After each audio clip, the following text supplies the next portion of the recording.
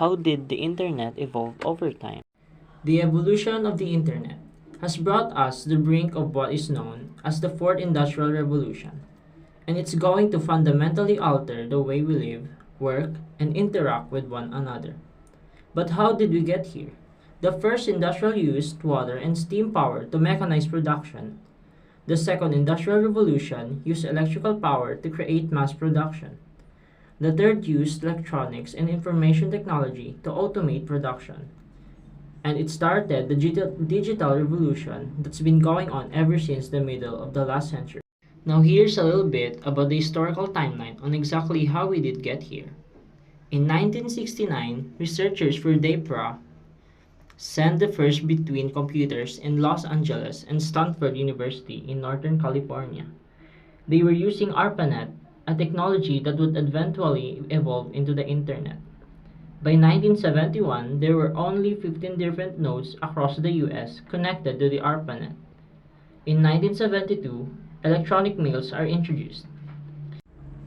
By 1973, the Transmission Control Protocol or TCP was created and it established how information flowed between computers. From the mid-1970s onward, international connections to ARPANET were introduced. Now fast forward to 1989, Sir Tim Berners-Lee invented the World Wide Web at the CERN Physics Laboratory in Switzerland. And the company, the World, became the first commercial internet service in the United States. In 1994, the very first search engine was launched, but at the time there were only 2,738 websites. Soon after that, companies like Yahoo, Webcrawler, Lycos, InfoSeek, AltaVista all popped up and were competing for popularity. Interestingly, most of these companies were affected by the bursting of the dot-com bubble, and only one of them is still around today. In 1996, Nokia released the first internet-enabled mobile phone. The period between the mid to late 1990s was the time of the dot-com boom and what became the dot-com bubble. This was a period of extreme growth in the internet, and there was a lot of excessive speculation in internet-related companies. In 2000, the dot-com bubble popped. Some companies failed and completely shut down and went out of business. Others like Cisco, Amazon, and eBay survived, recovered, and really thrived. Following the dot-com crash, there was a period of reinvention. Web 2.0 emerged, and this really revamped the way that the internet was used. Web 2.0 does not really speak to a technical specification, but it talks about the way which web pages are designed and used.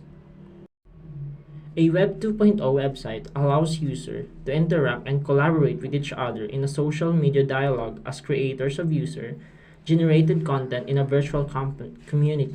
This is in contrast to the first generation of Web 1.0 era websites, where people were limited to the passive viewing of content.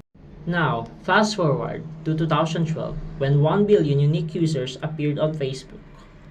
Today, there are billions of people connected by mobile devices, and they have unprecedented processing power, storage capacity, allowing unbelievable access to the knowledge that's available around the world.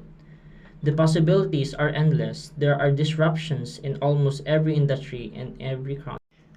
Now these possibilities are multiplied by emerging technology breakthroughs in fields like robotics, artificial intelligence, the Internet of Things, autonomous vehicles, 3D printing, nanotechnology, biotechnology, material science, energy storage, and quantum computing.